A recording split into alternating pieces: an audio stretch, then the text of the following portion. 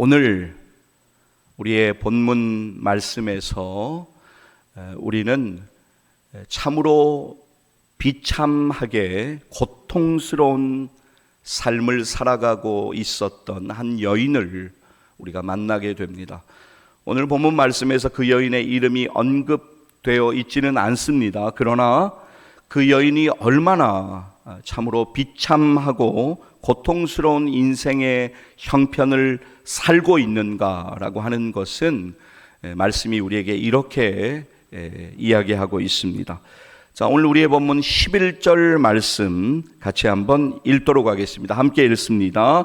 18해 동안이나 귀신 들려 앓으며 꼬부라져 조금도 펴지 못하는 한 여자가 있더라. 18해 동안이나 귀신 들려 앓으며 꼬부라져 조금도 펴지 못하는 이러한 참혹한 모습으로 18해 동안이나 고독하게 살아온 불쌍한 여인. 여러분, 18해는 참으로 긴 세월이지 않습니까? 그 세월 동안 귀신 들려서 병마에 시달려왔던 한 여인. 그 여인은 아마 절망을 넘어서서 좌절과 포기의 시간을 지나고 있었을 것입니다. 자신의 생각의 우물에 기억의 두레박을 아무리 내려도 기뻤거나 행복했던 시간을 떠올릴 수가 없었을 것입니다. 그리고 긴 병보다 더 큰 아픔은 당시 사회에 다른 유대인들, 자기를 바라보던 유대인들의 냉소였을 것입니다. 본문의 때 예수님께서는 안식일에 회당에서 가르치시고 계셨습니다. 오늘 우리의 본문은 이렇게 시작하고 있습니다. 예수께서 안식일에 한 회당에서 가르치실 때, 바로 그때 그 시간에 주님의 은혜가 간절히 필요했던 그 여인도 주님이 계신 곳에 있었습니다. 이것이 너무너무 중요한 일입니다. 오늘 우리의 본문 10절 그리고 11절 말씀 우리 함께 이어서 읽도록 하겠습니다. 예수께서 안식일에 한 회당에서 가르치실 때 18해 동안이나 귀신 들려 앓으며 꼬부라져 조금도 펴지 못하는 한 여자가 있더라.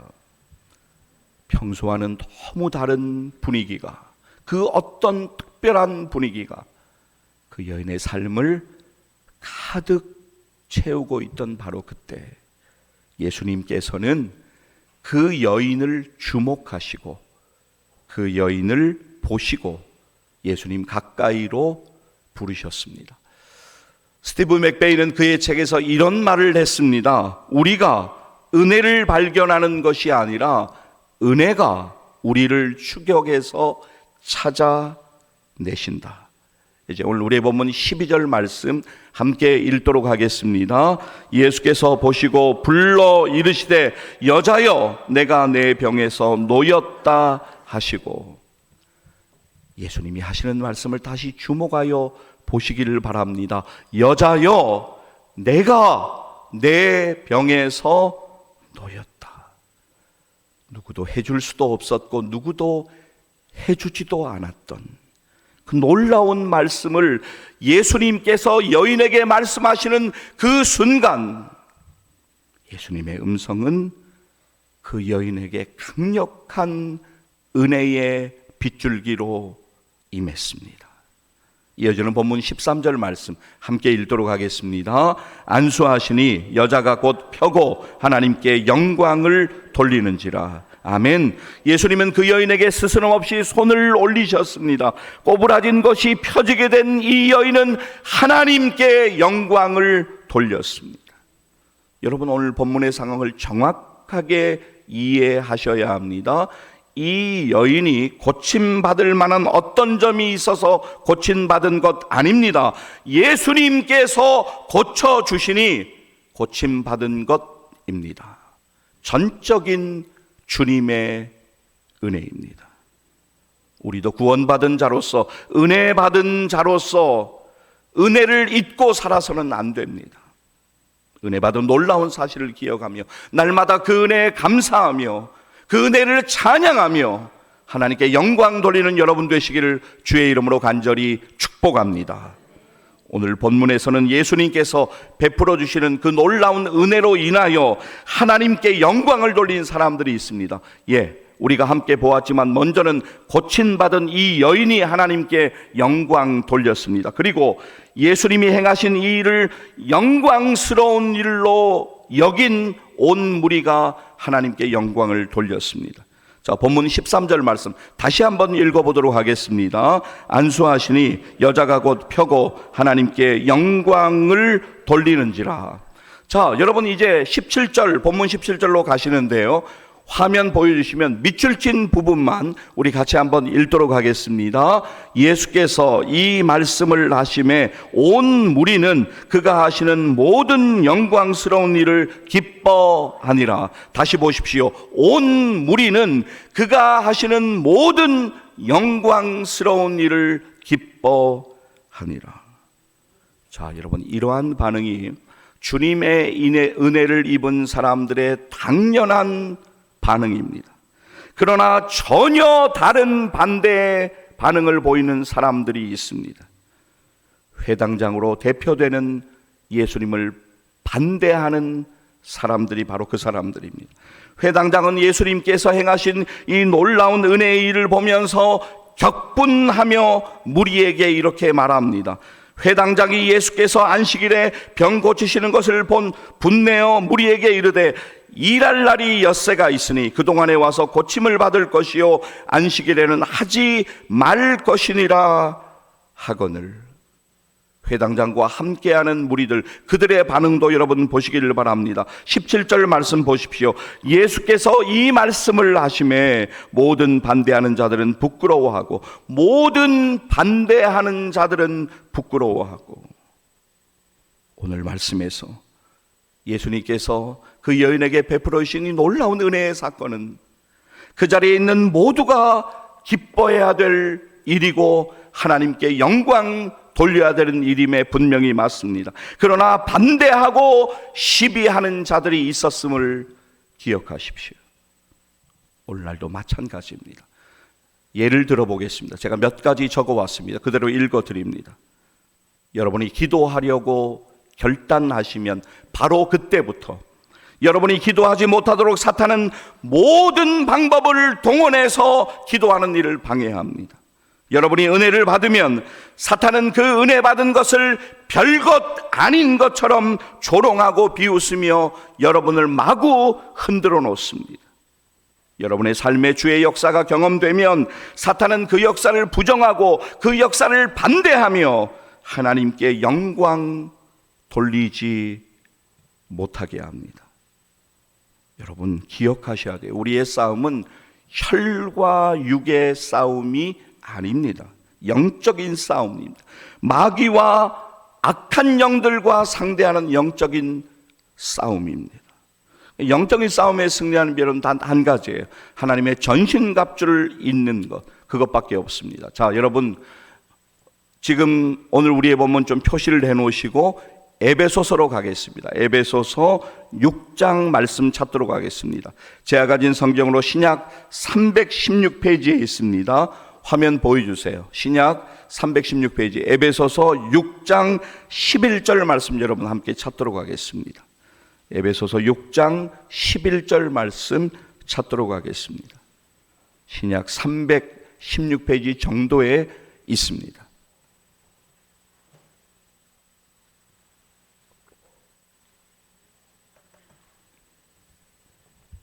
에베소서 6장 11절 말씀. 자, 여러분 성경 혹시 개인 성경 가지고 오지 못하신 분들은 오늘 화면 참고하시면 되겠습니다. 자, 11절 찾으신 분들 11절, 12절, 13절 말씀까지 이어서 함께 읽도록 하겠습니다. 함께 읽습니다. 마귀의 관계를 능히 대적하기 위하여 하나님의 전신갑주를 입으라. 우리의 씨름은 혈과 육을 상대하는 것이 아니요 통치자들과 권세들과 이 어둠의 세상 주관자들과 하늘에 있는 악의 영들을 상대함이라. 그러므로 하나님의 전신갑주를 취하라. 이는 악한 날에 너희가 능히 대적하고 모든 일을 행한 후에 서기 위함이라. 할렐루야. 이 말씀을 꼭 기억하세요. 에베소서 6장 11절 말씀으로 또 13절 말씀 오늘 우리가 함께 찾아 읽었습니다. 이번 한 주간에 꼭 이 말씀 다시 읽으시고 묵상하십시오. 하나님이 깨닫는 은혜 주시기를 간절히 소망합니다. 자, 이제 여러분 오늘 우리의 본문으로 다시 돌아가겠습니다. 오늘 우리의 본문 14절 말씀, 아까 제가 읽었습니다만 여러분 14절 찾겠습니다. 같이 읽도록 하겠습니다. 회당장이 예수께서 안식일에 병 고치시는 것을 분내어 무리에게 이르되 일할 날이 엿새가 있으니 그동안에 와서 고침을 받을 것이요 안식일에는 하지 말 것이니라 하거늘. 회당장이 지금 분노하는 이유는 무엇입니까? 예수님께서 안식일에 병자의 병을 고쳤다라고 하는 것으로 시비를 걸고 있습니다. 그의 주장은 예수님께서 안식일에 병자를 고치심으로 안식의 율법을 어긴 것이고 안식일을 더럽혔다라고 하는 주장을 펼치고 있는 것입니다.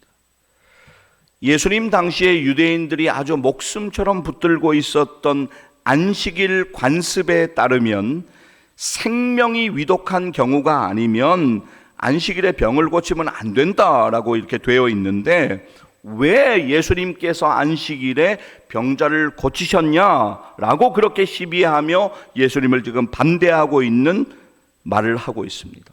여러분, 이게 말이 되는 소리입니까? 진짜 말도 안 되는 억지 주장을 하고 있습니다. 하나님의 놀라운 사랑과 하나님의 놀라운 은혜를 보지 못한 채 자신들이 가지고 있는 고정관념과 자신들의 종교적인 전통, 회당장은 이러한 것을 가지고 예수님을 공격하고 있습니다. 이러한 모습은 회당장뿐만이 아니라 오늘을 살아가는 우리들에게서도 종종 나타납니다. 회당장, 그리고 회당장과 뜻을 같이 하며 예수님을 반대하는 자들은 진짜 중요한 것은 놓치고 자신 스스로를 속이고 하나님을 속이고 외식하는 자로 살아가고 있었던 것입니다. 사랑하는 성도 여러분, 오늘 저와 여러분, 우리들은 하나님 앞에서 하나님을 의식하며 호람대우의 믿음으로 살아가고 있습니까? 아니면 내가 편한 대로 하나님의 말씀을 내 위주로 해석하고 적용하며 그렇게 살아가고 있습니까? 오늘 말씀을 통해서 우리를 돌아보아야 합니다. 회개해야 합니다. 돌이켜야 합니다. 그래서 하나님이 기뻐하시는, 하나님께 영광 돌리는 사람들 되시기를 주의 이름으로 간절히 축복합니다. 당시에 그들은요, 얼마나 웃겼냐면 자기들이 필요한 데는 율법을 아주 관대하게 적용을 했어요. 그러니까 소위 시쳇말로 유도리를 자기들이 필요한 데는 많이 부리면서 예수님을 지금 공격하고 있는 상황입니다. 어떻게 했는 줄 아세요? 소나 나귀 등 가축들, 자신들이 키우는 가축들, 목마른 것에 대해서는 원래 안식일에 그런 일을 하면 안 되는데 그냥 자기들 편한 대로 자기들 소나 나귀 키우는 가축들이 목이 마르면 안식일에 아무 거리낌 없이 그 가축들을 풀어내어서 물을 먹였습니다. 그 짐승들보다 비교할 수 없는 더 존귀한 사람이 18해 동안이나 사탄에 매여서 고통당하는 것을 풀어주시고 고쳐주신 그 일에 대하여서 예수님을 반대하며 시비를 걸고 있었던 것입니다. 예수님께서는 그들을 향하여 외식하는 자들아 라고 말씀하십니다. 오늘 우리의 본문 15절, 16절 말씀 15절 16절 이어서 읽도록 하겠습니다. 주께서 대답하여 이르시되 외식하는 자들아 너희가 각각 안식일에 자기의 소나 나귀를 외양간에서 풀어내어 이끌고 가서 물을 먹이지 아니하느냐. 그러면 18해 동안 사탄에게 매임받은 이 아브라함의 딸을 안식일에 이 매임에서 푸는 것이 합당하지 아니하냐. 여러분, 당시의 유대인 사회는 누군가가 병에 걸리면 그 사람의 죄 때문에 병에 걸렸다라고 여겼습니다. 그리고 병에 걸린 여인들은 절대로 아브라함의 딸이라고 부르지 않았습니다. 그렇기 때문에 당시의 모든 유대인들은 그 여인을 향하여서 아브라함의 딸이라고 결코 부르지 않았을 것입니다. 그러나 예수님은 그 여인도 아브라함의 딸이고 하나님의 자녀임을 선포하여 주십니다. 그들이 그렇게 관대하게 자기들의 편의대로 안식일의 법을 그렇게 관대하게 적용하는 자신들의 소나 나귀, 가축들, 짐승들, 비교할 수 없이 더 존귀한 그러한 존재다라고 하는 것을 강조하시기 위하여 아브라함의 딸이라고 이 여인을 불러주셨습니다. 여러분, 말씀 전하는 시간이니까 길게 말씀드리지는 않겠지만 한마디만 딱 드리고 넘어가겠습니다. 이 시대가 참으로 혼란스럽습니다. 혼란스러운 시대를 살아가고 있습니다. 그러나 동물은 동물로 여겨야 합니다. 한 영혼을 천하보다 더 귀하게 여기시는 예수님께서는 치유받은 그 여인을 아브라함의 딸로 선포하여 주셨습니다. 여러분, 오늘 우리의 본문 16절 말씀 조금 전에 읽으셨는데 다시 16절 말씀만 함께 읽도록 하겠습니다. 그러면 18해 동안 사탄에게 매임받은 이 아브라함의 딸을 안식일에 이 매임에서 푸는 것이 합당하지 아니하냐. 할렐루야. 주님께서 놀라운 은혜 주셨어요. 주님이 은혜 주심으로 인하여 이 여인의 삶은 놀랍게 변화되었습니다. 여러분, 기억하셔야 돼요. 주님이 우리의 창조주이시고 우리는 그분의 피조물인 것을 잊지 마십시오. 그분의 은혜 없으면 우리는 결코 이 자리에까지 올 수 없었습니다. 인생의 수많은 위기를 경험하지 않습니까? 그러면서 우리는 해답을 찾아 헤매고 다닐 때가 많습니다. 그러나 여러분, 반드시 기억하셔야 됩니다. 우리의 인생의 해답은 바로 예수 그리스도이십니다. 이것을 분명하게 기억하셔야 돼요.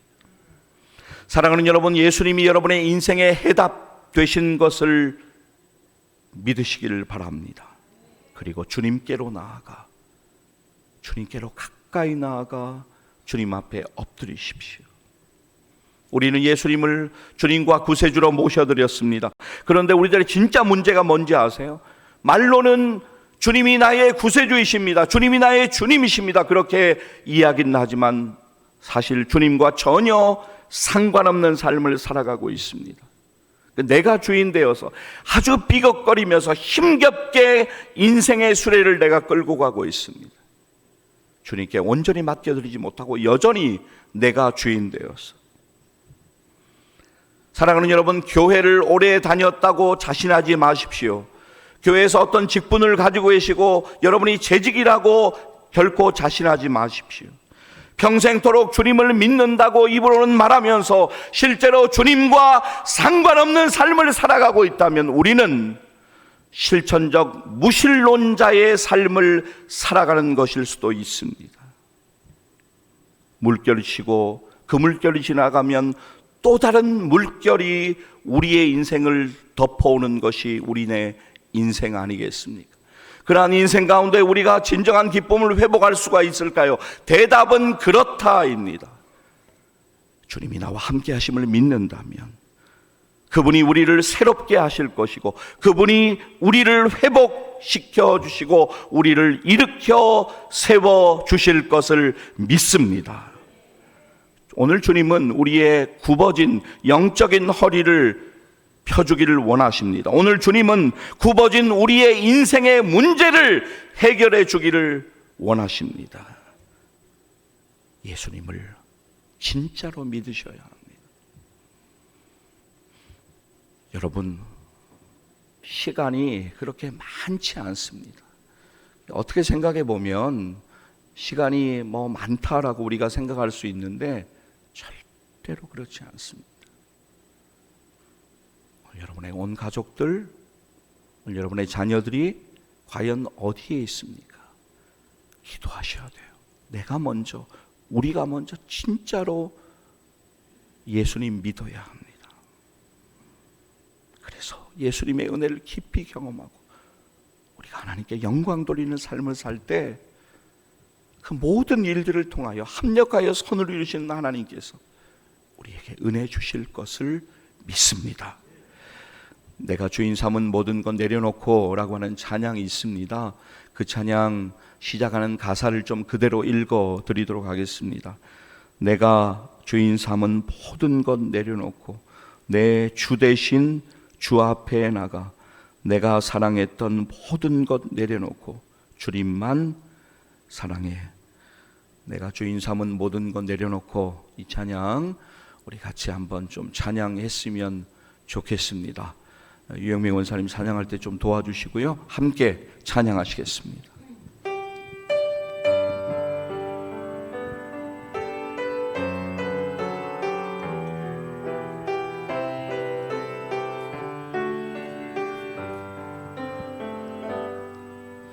내가 주인 삼은 모든 것 내려놓고 내 주 대신 주 앞에 나가 내가 사랑했던 모든 것 내려놓고 주님만 다시 한번 처음부터 한 번만 다시 한번 고백합시다.